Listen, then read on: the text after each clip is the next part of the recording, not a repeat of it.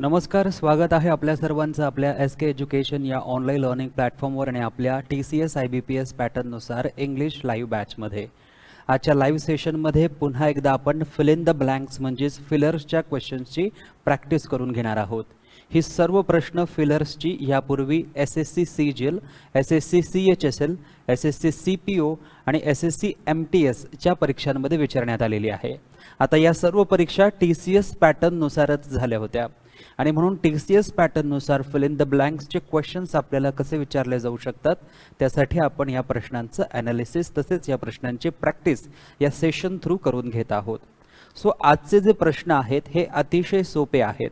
जर तुम्ही व्यवस्थित अभ्यास करीत असणार, दिलेले सर्व व्हिडिओ जर तुम्ही व्यवस्थित पाहत असणार, त्या सर्व व्हिडिओजची व्यवस्थित रिव्हिजन करत असणार तर आज तुमचा एकही प्रश्न चुकणार नाही.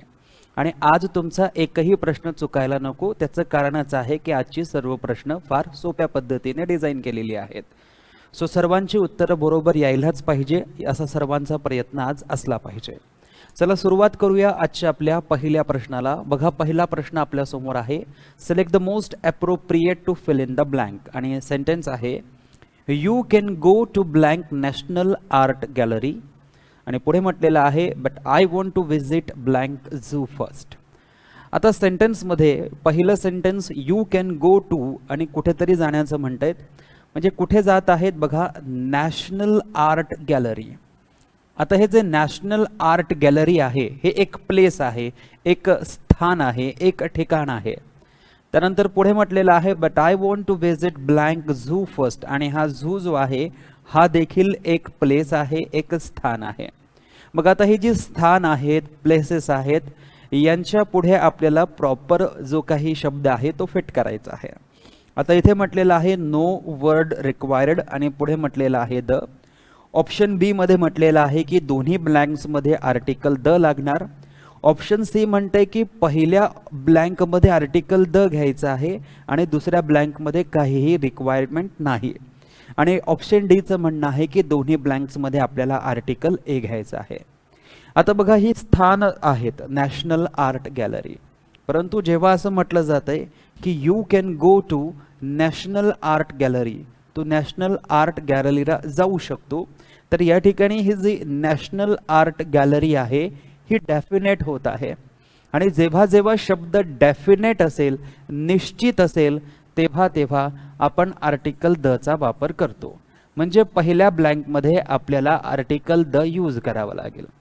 मग त्यानुसार ऑप्शन बघा, पहिल्या ऑप्शनमध्ये आर्टिकल द सुरुवातीला नाही, ऑप्शन बी मध्ये आर्टिकल द पहिल्यांदा आहे, ऑप्शन सी मध्ये आर्टिकल द आहे आणि ऑप्शन डी मध्ये आर्टिकल द नाही. म्हणजे आपले ऑप्शन ए आणि ऑप्शन डी कॅन्सल झालेत. आता बघा, ऑप्शन बी आणि सी यापैकी कोणतं उत्तर असलं पाहिजे जरा कमेंट बॉक्समध्ये टाईप करा. काही जणांचं उत्तर बी आहे, काही जणांनी 2 म्हटलेलं आहे, तर काही जण सी देखील म्हणत आहेत. आता बघा, but I want to visit zoo first. आता या ठिकाणी हा जो झू आहे हा देखील डेफिनेट आहे, हा देखील निश्चित आहे. आणि निश्चित स्थान असेल, एखाद्या निश्चित स्थानावर तुम्ही जात आहात, एखाद्या निश्चित ठिकाणी तुम्ही जात आहात, तर त्याला आपण आर्टिकल द यूज करतो. म्हणजे आपल्याला दुसऱ्या ब्लँकमध्ये देखील आर्टिकल द चा वापर करावा लागेल. आणि हे ऑप्शन बी मध्ये आहे, ऑप्शन सी मध्ये नाही. म्हणजे ऑप्शन बी आपलं करेक्ट उत्तर होईल. सो ज्यांनी ऑप्शन 2 किंवा ऑप्शन बी किंवा 2 वेळेस द लिहून पाठवलेलं आहे त्यांचं सर्वांचं उत्तर अगदी बरोबर आहे. चल, यानंतर घेऊया आजचा आपला पुढचा प्रश्न. बघा, select the most appropriate option to fill in the blank. Educators have blank unique responsibility towards the empowerment of their students. बघा, एज्युकेटर्स म्हणजे जे लोक एज्युकेट करत आहेत, शिक्षक, प्रोफेसर्स, टीचर्स वगैरे, हॅव ब्लँक युनिक रेस्पॉन्सिबिलिटी, की त्यांच्याकडे एक युनिक रेस्पॉन्सिबिलिटी आहे, एक एकमद्वितीय त्यांच्यावर जबाबदारी आहे, towards the empowerment of their student, की त्यांच्या विद्यार्थ्यांचं एम्पॉवरमेंट झालं पाहिजे. त्यांचे जे विद्यार्थी आहे त्यांचं काय झालं पाहिजे, एम्पॉवरमेंट झालं पाहिजे. आता बघा, सर्वांना उत्तर जमलं पाहिजे. एज्युकेटर्स नंतर हॅव आहे, त्यानंतर ब्लँक आहे. रेस्पॉन्सिबिलिटीचा जर आपण विचार केला तर शेवटी बघा काय आहे, TY आहे. आणि शेवटी TY आहे म्हणजे हे काय आहे, एक नाऊन आहे. शेवटी TY आहे म्हणजे नाऊन आहे. आता ही जी रिस्पॉन्सिबिलिटी आहे, ही रिस्पॉन्सिबिलिटी कशी आहे, युनिक आहे. म्हणजे या नाउन बद्दल जास्तीची माहिती देण्यासाठी हा शब्द जो आलेला आहे, हा शब्द एक ॲडजेक्टिव्ह आहे, एक विशेषण आहे. ओके, रेस्पॉन्सिबिलिटी बद्दल जास्तीची माहिती सांगणारा शब्द कोणता आहे, या ठिकाणी युनिक हा शब्द आहे. आता ज्या वेळेस ॲडजेक्टिव्ह प्लस नाउन अशी जोडी असेल, ज्या वेळेस ॲडजेक्टिव्ह प्लस नाउन अशी जोडी असेल, त्यावेळेस आपण त्या ॲडजेक्टिव्हच्या आधी आर्टिकलचा वापर करतो. म्हणजे इतकं फिक्स आहे की या ठिकाणी आपल्याला आर्टिकलचा वापर करावा लागेल. मग आर्टिकलचा वापर करावा लागेल तर तो रेस्पॉन्सिबिलिटीनुसार करावा लागेल की युनिकनुसार, तर तो जवळचा शब्द युनिक असल्यामुळे युनिकनुसार आपल्याला आर्टिकल यूज करावा लागेल. आता जर आपण पाहिलं तर हा जो युनिक शब्द आहे, आता जर आपण पाहिलं की हा जो युनिक शब्द आहे, याची सुरुवात यूने झालेली आहे. याची सुरुवात कशाने झालेली आहे, यूने झालेली आहे. परंतु याचा उच्चार बघा, युनिकचा उच्चाराची सुरुवात कशाने होते, यूने होते. म्हणजे य हा एक व्यंजन ध्वनी आहे. आपण जर पाहिलं अ आ इ ई उ ऊ ए ऐ ओ औ अम आहा ॲ आणि अ हे सर्व स्वरध्वनी आहेत आणि या स्वरध्वनीमध्ये य हा स्वरध्वनी येत नाही. मग जर स्वरध्वनी नाही, हा व्यंजन ध्वनी आहे, तर या ठिकाणी यू नुसार आर्टिकल ॲन जर घेतलं तर ते चुकीचं होईल. आपल्याला इथे आर्टिकल ए घ्यावं लागणार. इथे कोणता आर्टिकल यायला पाहिजे, आर्टिकल ए यायला पाहिजे. बघ आर्टिकल ए कुठे आहे, ऑप्शन ए मध्ये. फ्यू येणार नाही कारण रेस्पॉन्सिबिलिटी केवळ एक आहे म्हणून फ्यू येणार नाही. आर्टिकल ॲन येऊ शकत नाही कारण उच्चार आपल्याला व्यंजन ध्वनी मिळतोय, उच्चारानुसार आर्टिकल घेतला जातो. आणि सम नंतर प्लुरल नाउन पाहिजे, इकडे रेस्पॉन्सिबिलिटी सिंग्युलर आहे म्हणजे सम येणार नाही. मग अशा परिस्थितीत आपल्याकडे केवळ एक पर्याय शिल्लक राहिला, ऑप्शन ए, आणि हेच आपलं करेक्ट ऑप्शन होईल. Option A is the right option. ज्यांनी उत्तर ए दिलेलं आहे त्यांचं सर्वांचं उत्तर ए बरोबर आहे. अगदी सर्वांनीच उत्तर ए दिलेलं आहे. या प्रश्नाचं कुणाचंही उत्तर चुकलेलं नाहीये. आता बघा पुढचा प्रश्न, she is highly skilled blank dealing with difficult customers. जे डिफिकल्ट कस्टमर्स आहेत त्यासोबत डील करण्यामध्ये ती कशी आहे, हायली स्किल्ड आहे. आता बघा या ठिकाणी हायली स्किल्डच्या नंतर आणि डीलिंगच्या आधी आपल्याला ही ब्लँक दिलेली आहे. त्यासाठी स्किल्ड नंतर ऑफ प्रिपोजिशन आहे, स्किल्ड नंतर इनटू प्रिपोजिशन आहे, स्किल्ड नंतर ॲट प्रिपोजिशन आहे आणि ऑन हे प्रिपोजिशन आहे. आता सर्वांना माहिती असलं पाहिजे की एखाद्या व्यक्तीमध्ये कौशल्य असेल, एखाद्या व्यक्तीमध्ये एखाद्या गोष्टीची निपुणता असेल, तर त्यासाठी जर हा शब्द यूज होत असेल स्किल, तर त्यानंतर आपण कोणतं प्रिपोजिशन यूज करतो, ॲट हे प्रिपोजिशन यूज करतो. हे सर्वांना माहितीच असणार आहे. सो या ठिकाणी कोणतं प्रिपोजिशन बरोबर असणार आहे, ॲट हे प्रिपोजिशन. कुठे आहे, ऑप्शन सी मध्ये. So option C will be the right option. ज्यांनी ऑप्शन सी हे उत्तर दिलेलं असेल सर्वांचं ऑप्शन सी बरोबर असेल. चला, सर्वांचं उत्तर ॲट सी असं येत आहे. काही जणांनी ऑफ देखील दिलेलं आहे परंतु ऑफ हे प्रिपोजिशन येणार नाही. चला, उत्तर सी येत आलेली आहे. वनरक्षक एक्झाम कधीपर्यंत होऊ शकते. अच्छा, ही जी वनरक्षकची जी परीक्षा आहे ही आपल्या TCS पॅटर्ननुसार होणार आहे आणि TCS पॅटर्ननुसार ज्या एक्झाम्स होतात त्यांना आपल्या जवळपास 45 दिवसांपेक्षा जास्त कालावधी मिळतो. परंतु ज्या IBPS द्वारा घेण्यात येतात एक्झाम्स त्यांना मात्र आपल्याला फार कमी वेळ मिळतो. फॉर एक्झाम्पल तुम्ही DMERचे पेपर जर मागच्या महिन्यात भरले असतील तर आजपासून त्या परीक्षांना सुरुवात झाली, म्हणजे जवळपास आपल्याला 1च महिना मिळाला. आता पशुसंवर्धन डिपार्टमेंटच्या एक्झाम्स देखील IBPS द्वारा घेण्यात येणार आहे. लास्ट तारीख 11 होती, म्हणजे कालची शेवटची तारीख होती पशुसंवर्धनचा पेपर फिलअप करण्याची, परंतु ती डेट वाढवण्यात आलेली आहे आणि ती आता 16 जून करण्यात आलेली आहे. 16 जून 2023 पर्यंत तुम्ही पशुसंवर्धन विभागाचे जे काही पद आहेत त्यांच्यासाठी तुम्ही आवेदन करू शकतात, अर्ज करू शकतात. आता 16 जून ही शेवटची तारीख आहे, तर जवळपास ते 8 दिवस घेतात त्यांचे ॲडमिट कार्ड जे आहे ते प्रॉपरली बघण्यासाठी आणि त्यानंतर अलॉटमेंट होते. अलॉटमेंट नंतर जवळपास 15 दिवसाच्या आत ते एक्झाम्स घेऊ शकतात. म्हणजे पशुसंवर्धनची जी परीक्षा आहे ती आपल्याला पुढच्या महिन्याच्या पहिल्या वीकपासनं सुरू झाली तर आश्चर्य होणार नाही. परंतु TCS पॅटर्ननुसारच्या ज्या एक्झाम्स असतात त्यांच्यामध्ये आपल्याला बऱ्यापैकी चांगला वेळ मिळत असतो. म्हणून वनरक्षक परीक्षा देणाऱ्यांनी लक्षात ठेवायचं आहे की अजून आपल्याकडे थोडा वेळ आहे, 45 दिवसांपेक्षा जास्त कालावधी आपल्याला मिळतो. आता घेऊया पुढचा प्रश्न. Select the most appropriate option to fill in the blank sentences. I congratulated him blank his promotion. आता हा प्रश्न आपण इतक्या वेळेस यापूर्वी घेतलेला आहे की पुन्हा एकदा हा प्रश्न या ठिकाणी आलेला आहे. आता प्रत्येकाला या प्रश्नाचं अचूक उत्तर जे आहे ते देता आलं पाहिजे. सो बघा, कॉंग्रॅच्युलेट हा शब्द आहे.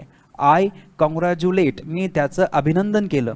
कशावर अभिनंदन केलं? त्याच्या प्रमोशनबद्दल अभिनंदन केलं. सो एखाद्या व्यक्तीला जर तुम्ही कॉंग्रॅच्युलेट करणार तर त्यासाठी आपण कोणता प्रिपोजिशन यूज करतो? ऑन हा प्रिपोजिशन यूज करतो. So I congratulated him on his promotion. त्याच्या प्रमोशनसाठी मी त्याला काय केलं? कॉंग्रॅच्युलेट केलं. सो बिकॉज ऑफ येणार नाही, टू येणार नाही, ड्यू टू येणार नाही. Option D on is the right option. So ज्यांनी ऑप्शन डी हे उत्तर दिलेलं आहे किंवा ज्यांनी ऑन हे प्रिपोजिशन दिलेलं आहे त्यांचं उत्तर बरोबर आहे. आता बघा, सगळ्यांचं उत्तर ऑन आलेलं आहे. डी ऑन बरोबर आहे. आता बघा पुढचा प्रश्न. या प्रश्नाचं उत्तर देण्याचा प्रयत्न करायचा आहे सर्वांनी. Madhuri is bringing blank her sister's daughter after the death of the child's parents. आता बघा, Madhuri is bringing blank her sister's daughter. Madhuri जी आहे ती तिच्या बहिणीची जी मुलगी आहे तिचं काय करत आहे? काहीतरी करत आहे. After the death of child's parents. ती जी मुलगी आहे त्या मुलीच्या पॅरेंट्सचा मृत्यू झाल्यानंतर माधुरी जी आहे ही तिच्या बहिणीची जी मुलगी आहे तिची काय करत आहेत? पालन पोषण करत आहे, काळजी घेत आहे. आता बघा, सगळ्यांना माहिती असेल हा जो शब्द आहे ब्रिंगअप, याचा अर्थ होतो पालन पोषण करणे. ब्रिंगअप म्हणजे काय? पालन पोषण करणे. ब्रिंगअप म्हणजे काय? पालन पोषण करणे.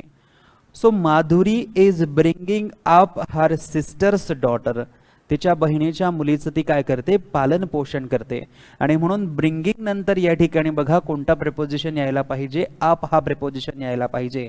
हा ऑप्शन सी मध्ये आहे आणि हे आपलं करेक्ट उत्तर होईल. त्यानंतर ब्रिंगिंग ओव्हर अशा प्रकारचं कोणतंही ऑप्शन नाही. ब्रिंगिंग इन जर म्हटलं तर याचा अर्थ होतो हॅपन, घडणे. ब्रिंग इन म्हणजे हॅपन किंवा घडणे. आणि ब्रिंग आउट म्हणजे सादर करणे, प्रेझेंट करणे. परंतु सादर करणे, प्रेझेंट करणे हा अर्थ इथे घेता येणार नाही. आणि घडणे या अर्थाने, हॅपन या अर्थाने देखील ब्रिंग इन घेता येणार नाही. मग आपल्याकडे केवळ एकच पर्याय आहे, option C up. Bringing up म्हणजे काय? फॉस्टर, ज्याला आपण म्हणतो पालन पोषण करणे. So option C is the right option. ज्यांनी उत्तर सी दिलेलं असेल त्यांचं उत्तर सी बरोबर असेल. आता आपण बघतोय की दिसत नाहीये का? ओके. हा प्रश्न बघा, पुढचा प्रश्न काय आहे? ही ब्लँक अ हिनायस क्राईम. आता बघा या ठिकाणी हिनायसचा अर्थ काय होतो? याला आपण जघन्य अपराध म्हणतो. याला आपण काय म्हणतो? जघन्य अपराध. की त्याने एक खूप मोठा अपराध केलेला आहे, खूप मोठा गुन्हा केलेला आहे. सो बघा, ही हॅपन्ड येऊ शकतं का? नाही. ही हॅपन्डचा अर्थ होतो घडणे, तो घडणे असं आपण घेऊ शकत नाही. ही कमिटेड. बघा, एखाद्या व्यक्तीकडून एखादी चूक झालेली असेल, एखाद्या व्यक्तीकडनं एखादा गुन्हा घडलेला असेल तर त्यासाठी आपण कमिट या शब्दाचा वापर करतो. COMMIT, commit. आणि या ठिकाणी हा कमिटचा काय आहे? V2 आहे, वर्बचा सेकंड फॉर्म आहे. ही कमिटेड अ हिनायस क्राईम म्हणजे त्याने एक जघन्य अपराध केला असा याचा अर्थ होतो. आणि म्हणून कमिटेड हा शब्द बरोबर होईल. त्यानंतर ही मेड म्हणजे बनवणे. सो हे आपलं उत्तर होणार नाही. आणि ऑकर्डचा अर्थ होतो घडणे. ऑकर्डचा अर्थ काय होतो? घडणे किंवा घडून येणे. सो ही देखील आपलं उत्तर होणार नाही. केवळ ऑप्शन बी आपलं करेक्ट उत्तर होईल.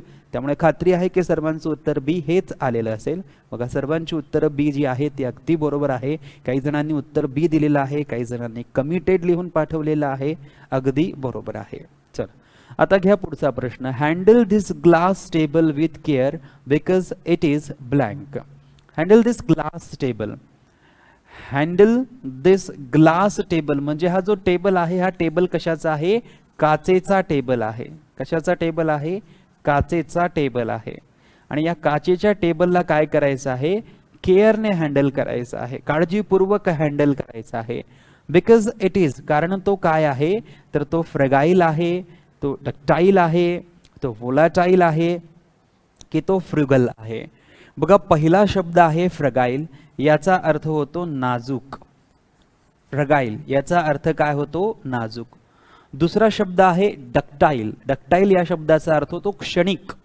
डक्टाईल आणि वोलाटाईल या शब्दाचा अर्थ काय होतो क्षणिक. या दोन्ही शब्दांचा अर्थ काय होतो क्षणिक, की जे काही क्षणापुरतं आहे, ज्याला आपण वोलाटाईल म्हणतो किंवा ज्याला आपण मोमेंटरी असं म्हणत असतो. आणि हा जो शब्द आहे फ्रुगल, या शब्दाचा अर्थ होतो कंजूस किंवा काटकसरी. या शब्दाचा अर्थ होतो मितव्ययी, की जो आपले पैसे फार जपून खर्च करतो. मग आता बघा की हा जो ग्लासचा टेबल आहे हा नाजूक आहे म्हणून त्याला केअरने हँडल करा, की तो क्षणिक आहे म्हणून त्याला केअरफुली हँडल करा, की तो कंजूस आहे म्हणून त्याला केअरफुली हँडल करा. तर बघा ही सर्व ऑप्शन्स आता बाद होतील, केवळ हेच ऑप्शन शिल्लक राहील. Option A fragile is the proper option. We can say that fragile is the right option. So ज्यांनी ज्यांनी उत्तर ए दिलेलं आहे त्यांचं उत्तर ए बरोबर आहे. आता क्लिअर दिसतंय सर्वांना? व्हिडिओ मध्ये मध्ये अडकतोय का?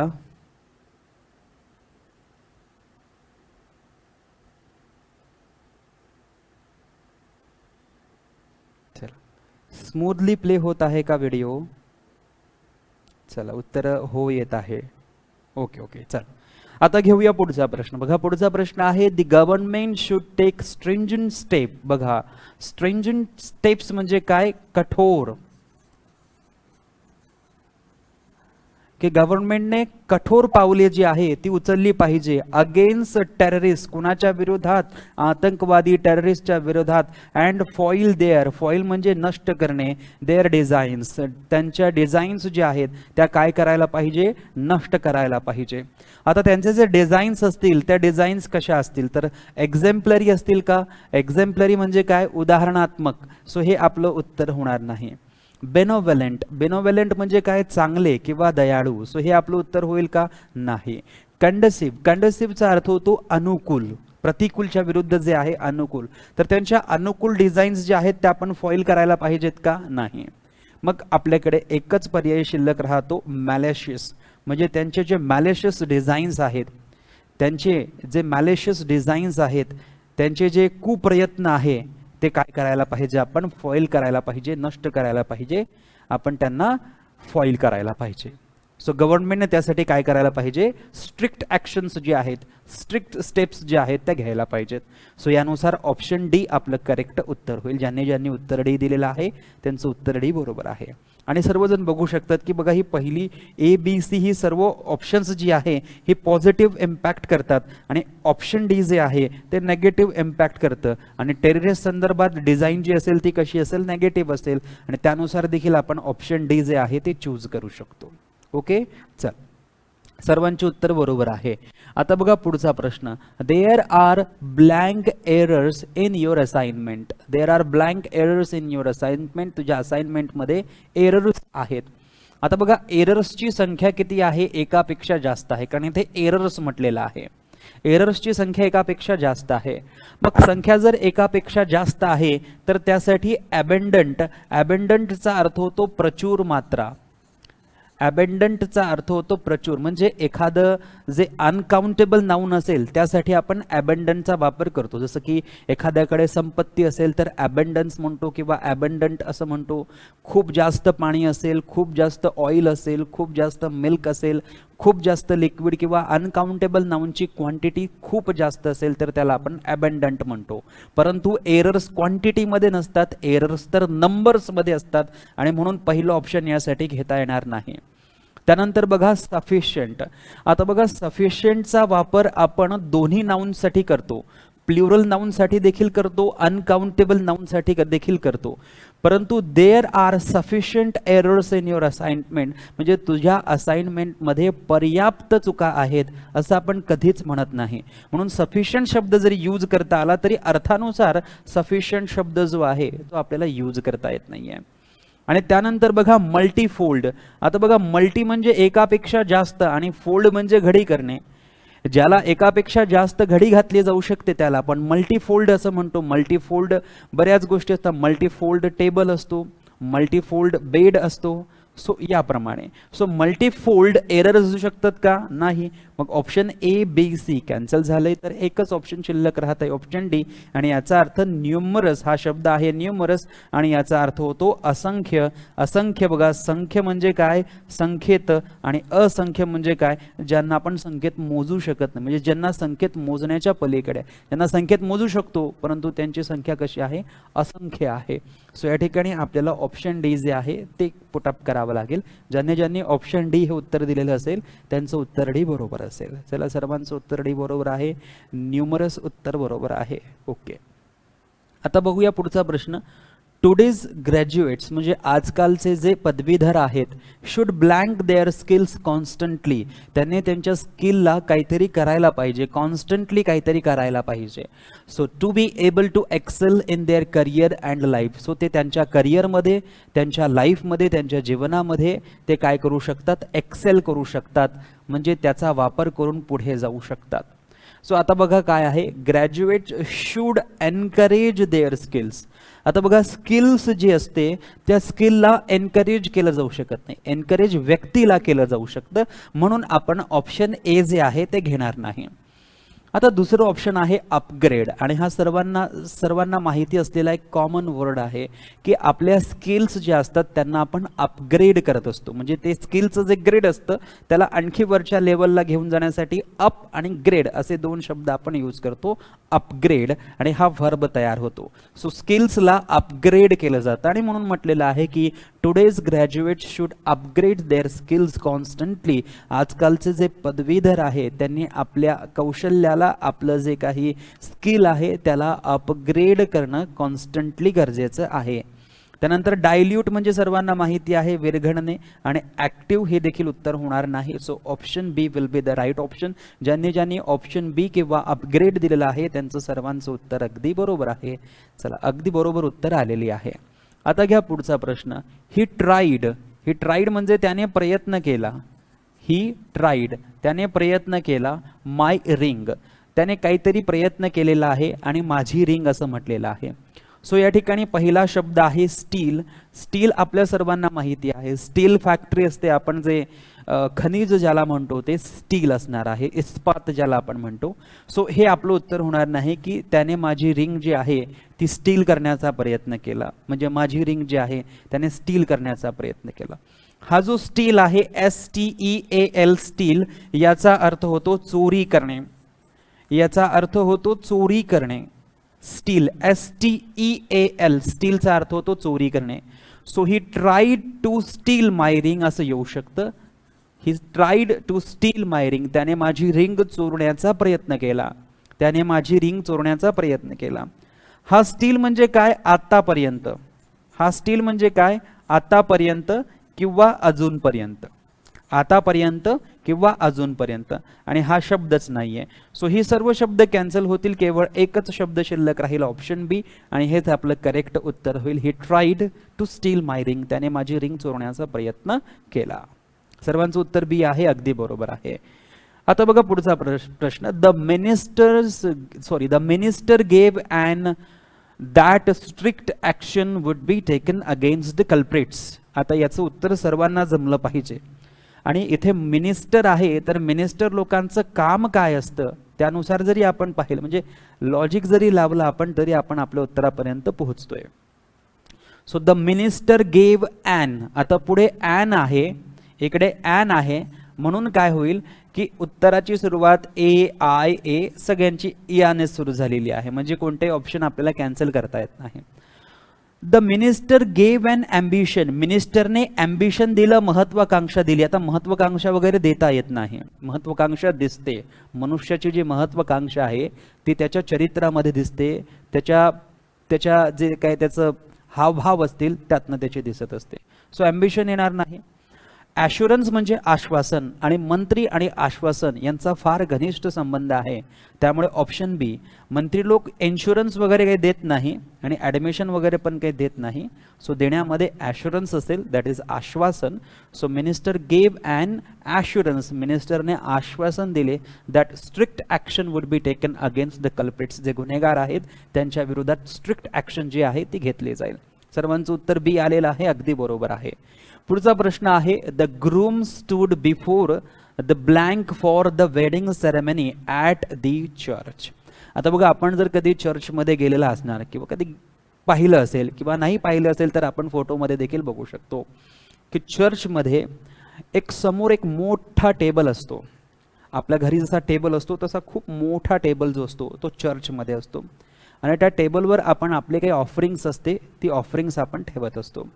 त्याला आपण अल्टार असं म्हणत असतो, ALTAR, Alt.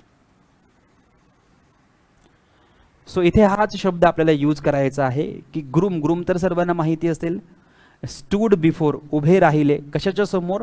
For the wedding ceremony, wedding सेरेमनीसाठी ॲट द चर्च, चर्चमध्ये. सो बघा, या ठिकाणी ॲटलास आहे, याचा इथे उपयोग नाही. त्यानंतर इकडे अल्टर आहे, ALTER, अल्टर. बघा, हा तर काय होईल? चर्चमध्ये टेबल होईल. याला आपण थोड्या वेळासाठी टेबल म्हणूया. कुठला टेबल? तर चर्चमध्ये असलेला टेबल. आणि हा जो आहे अल्टर, हा तर सर्वांना माहिती असतो. अल्टर याचा अर्थ होतो चेंज किंवा बदलणे.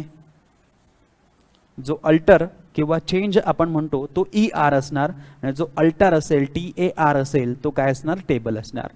सो या ठिकाणी हा ऑप्शन आपला कॅन्सल होईल. ॲटिक म्हणजे पोटमाळा, हे मागे देखील मी तुम्हाला सांगितलेलं आहे. सो हे ऑप्शन कॅन्सल होईल. केवळ ऑप्शन डी जे आहे हे आपलं करेक्ट ऑप्शन होईल. त्यामुळे ज्यांनी ऑप्शन डी हे उत्तर दिलेलं असेल त्यांचं उत्तर बरोबर असेल. चला, सर्वांचं उत्तर डी आलेलं आहे, अगदी बरोबर आहे. आता घेऊया पुढचा प्रश्न. बिंग अ मिलेनियर असून सुद्धा, बिंग अ मिलेनियर असून सुद्धा he is leading a blank life. म्हणजे तो करोडपती आहे, मिलेनियर आहे, खूप पैसे आहेत त्यांच्याकडे. He is leading a blank life. आता बघा, बिंग अ मिलेनियर, तो मिलियनियर आहे म्हणून he is leading a blank life. Expensive life असते का? नाही. अनुकूल लाईफ असणार का? नाही. डेस्टिट्यूट आणि लक्झरियस दोन शब्द आहेत. डेस्टिट्यूट आणि लक्झरियस दोन शब्द आहे. डेस्टिट्यूटचा अर्थ होतो भिकारी, डेस्टिट्यूटचा अर्थ होतो गरीब, डेस्टिट्यूटचा अर्थ होतो कंगाल, आणि एक आहे लक्झरियस. आता तो जर बिलियनियर आहे तर तो लाईफ कशी जगत असणार? लक्झरियस जगत असणार. हे सर्वांना समजलं असेल आणि म्हणून ऑप्शन डी आपलं बरोबर उत्तर होईल. ऑप्शन सी कॅन्सल होईल. परंतु डेस्टिट्यूट हा शब्द सर्वांनी प्रॉपर लक्षात ठेवायचा. हा शब्द पुअर या शब्दासाठी तसेच पॉवर्टी या शब्दासाठी काय आहे? सिमिलर आहे. पुअर आणि पॉवर्टी या शब्दासाठी हा कसा आहे? सिनॉनिम आहे. आता बघा पुढचा प्रश्न. Have you blank for a job in this company? तू या कंपनीमध्ये जॉबसाठी काहीतरी केलेलं आहे का? हॅव यू म्हणजे तू काहीतरी, फॉर अ जॉब म्हणजे जॉबसाठी, इन दिस कंपनी या कंपनीमध्ये जॉबसाठी तू काहीतरी केलेलं आहे काय? मग जॉबसाठी काय केलं जातं? तर जॉबसाठी अप्लाय केलं जातं. So have you applied for a job in this company? तू या कंपनीमध्ये जॉबसाठी अप्लाय, आवेदन केलेलं आहे का? सप्लाइड येऊ शकतं का? नाही. अपॉइंटेड येऊ शकतं का? की have you appointed for job? नाही. अपॉइंटेड फॉर पोस्ट होतं. एखादं चेअरमॅन असेल किंवा कोणतीही पोस्ट असेल त्यासाठी अपॉइंटमेंट होते. सो हे अपॉइंटेड येणार नाही. अप्रूव्ड म्हणजे परवानगी, हे देखील उत्तर होणार नाही. केवळ ऑप्शन ए आपलं करेक्ट उत्तर होईल, दॅट इज अप्लाइड. सो ज्यांनी उत्तर ए किंवा अप्लाइड दिलेलं आहे त्यांचं उत्तर बरोबर आहे. सर्वांचं उत्तर अप्लाइड ए आहे, बरोबर आहे. आता घेऊया पुढचा प्रश्न. बघा पुढचा प्रश्न आहे, अ कलर ब्लाइंड पर्सन. अ कलर ब्लाइंड पर्सन, एक असा पर्सन की जो कलर ब्लाइंड असतो, म्हणजे कलर त्याला समजत नाही. इज नॉट एबल टू, तो करू शकत नाही, असमर्थ आहे. Between colours. आता बघा या ठिकाणी बिटवीन हा शब्द वापरलेला आहे. मग बिटवीन या शब्दानुसार आपल्याला ब्लँक घ्यायची आहे. पहिला शब्द आहे डिस्टिंग्विश. डिस्टिंग्विश म्हणजे काय? दोन गोष्टीतील फरक शोधणे, दोन गोष्टींमधील फरक जाणून घेणे, त्याला आपण डिस्टिंग्विश म्हणतो. जेव्हा फरक स्पष्ट करा असा प्रश्न आपल्याला यायचा तेव्हा डिस्टिंग्विश हा शब्द यायचा, कारण तेव्हा आपल्यासमोर दोनच पर्याय असायचे, त्या दोन पैकीच आपल्याला त्यांचा फरक जो आहे तो सांगायचा असायचा. सो इथे बिटवीन आहे, बिटवीन म्हणजे काय, दोन मध्ये, आणि दोन मध्ये साठी डिस्टिंग्विश हा शब्द बरोबर होईल. ऑब्झर्व येणार नाही, ग्लान्स म्हणजे नजर येणार नाही, डिफाईन म्हणजे व्याख्या करणे हे होणार नाही. सो सर्व ऑप्शन्स चुकीचे आहे, केवळ ऑप्शन ए बरोबर असेल. ज्यांनी उत्तर ए दिलेलं आहे किंवा डिस्टिंग्विश दिलेलं आहे त्यांचं उत्तर बरोबर आहे. समजते सर्वांना? आता घेऊया आपला पुढचा प्रश्न. बघा पुढचा प्रश्न आहे, आवर न्यू ऑफिस इज इक्विप्ड. आमचं जे नवीन ऑफिस आहे ते इक्विप्ड आहे ऑल द लेटेस्ट टेक्नॉलॉजी, म्हणजे नवीन तंत्रज्ञानायुक्त आमचं ऑफिस जे आहे ते आहे. आवर न्यू ऑफिस, आमचं नवीन ऑफिस जे आहे ते लेटेस्ट टेक्नॉलॉजी, नवीन लेटेस्ट तंत्रज्ञान जे आहे त्यांनी काय आहे, इक्विप्ड आहे, युक्त आहे.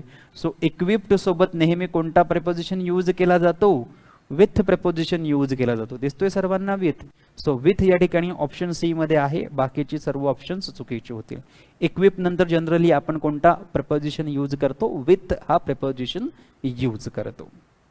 चल पुढचा प्रश्न घ्या. पुढचा आहे, the assistant in the library picked up the books.